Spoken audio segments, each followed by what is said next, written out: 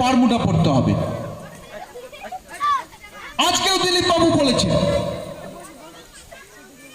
বর্তমান থানার আইসিকে তিনি নাকি উলঙ্গ করে দেবেন, তাকে জুতো মারবেন। আপনারা বিচার বিবেচনা করুন।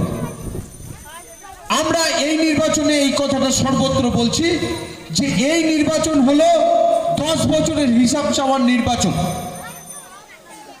একজন প্রধানমন্ত্রী যিনি 14 সালে কংগ্রেস সরকারের বিরুদ্ধে সামগ্রিকভাবে দুর্নীতির অভিযোগ তুলে স্বচ্ছ ভারত এবং কালো টাকা ফিরিয়ে আনার স্বপ্ন দেখিয়ে, বছরে 2 কোটি বেকারের চাকরির স্বপ্ন দেখিয়ে 22 সালের মধ্যে ভারতবর্ষের প্রত্যেকটা কাঁচা বাড়ির পাকা করে দেওয়ার স্বপ্ন দেখিয়ে ক্ষমতায় এসেছিলেন। আর বলেছিলেন